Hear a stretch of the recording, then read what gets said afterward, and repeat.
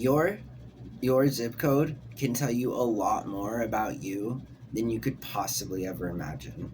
And so, yeah, it's more than just a number that you reluctantly have to remember if and whenever you're actually writing out postage or just verifying that the correct zip codes on your label via delivery receipt and or before order issuance, right? And so I want to talk about zip codes. And thank you so much for watching the content. I really appreciate it. Again, there's nothing more fun than building something and like being a part of having the opportunity. Really, always having the opportunity first and foremost is something I'm always grateful for, but then the privilege followed by the opportunity, and then finally the execution from the privilege via opportunity to see actual growth. And whether it's 1 view here, 2 views there, 3 views here, a subscriber every few days or whatever, a comment every week, I just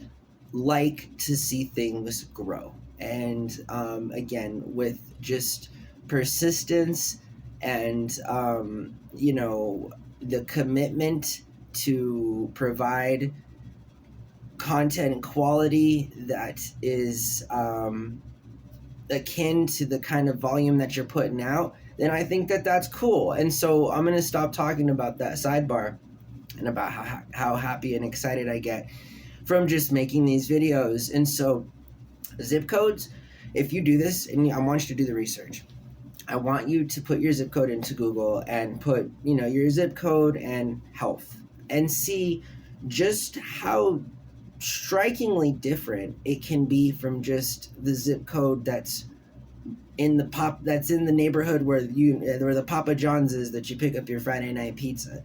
And oftentimes people aren't on the better receiving end of that search result in terms of, yeah, we're on one of those things again, and it deals specifically with institutional and systemic racism and the continued practice of redlining and segregation and Jim Crow laws and just things that are just so anti-human at this point that it begins to be frustrating because, young people, for example, can be blamed because they don't know, everything that's happened. And if we fail to teach them about what's happened, they're probably going to make the same mistakes, I'd argue. But in any case, it is upsetting at the very least to see, for example, if you Googled your zip code and you found out that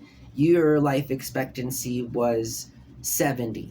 No, pretty good. But then, just the neighborhood across the street with the nicer houses that have a lot more people in them that have even regardless of race, socioeconomics transcends race most of the time, in that if you have enough money, you can get to wherever or whatever. But the thing is that, getting back to that example, the neighbor across in the neighboring zip code has a life expectancy of 83 compared to your 70. Now, we see these increasingly marginal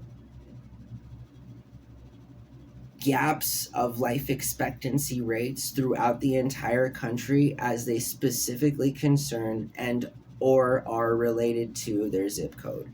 Now, furthermore, life expectancy rate is basically the summation of all of the factors that go into getting that number, right? And so the worst of all things can be inferred from lower life expectancy rates. So while one might say that in that zip code that the life expectancy rate is 70 and so forth, and that's a good life or whatever, and their neighbor is 83 and that's their life expectancy, the loss of 13 years wasn't ever consensual or voluntary. There's no human being on this planet that is volunteering to sign up to live less than other people in good faith and in good conscience and in a world that is ideally set up for progress, not a totalitarian or anything sort of like a regime in that sort of sense, with a complete outright just dictation of law, and as it would be. So again, I think it's important to really, really emphasize that your zip code should not be indicative of how long you stay on this really cool earth. It should not be. Because we've reached a point in our society on a global scale where we no longer have to practice such archaic procedure as it pertains to people's living situation in their direct sense to their communal identity, in that people should be equitably treated regardless of their zip code, right? It should be that the person in my neighboring zip code should have more or less the same life expectancy rate as all the members in my community, because otherwise, what's the point, right? What's the point of marginalized progress at the cost of those of us who are the worst off, both socially and economically speaking? It's just not worth it. Some things in life are just not worth the money. It's just not. And I'd argue that this is one of them. Basic human rights. And tying that all back into how simple and how it shouldn't be so simple to make these direct correlations to health and things just by a person's zip code. It should be a lot more complicated than that. It really should be. It should be a number of factors that are all circumstantial and are environmental. But when those circumstantial and environmental factors are in fact continued to be manipulated, again, based on the fact that exploitation is the whole purpose here, and to segregate and just discriminate against certain classes of people, it's never going to work, and it will never be sustainable. And that's just the way that the real world works. And so Google your zip code, see what I'm talking about.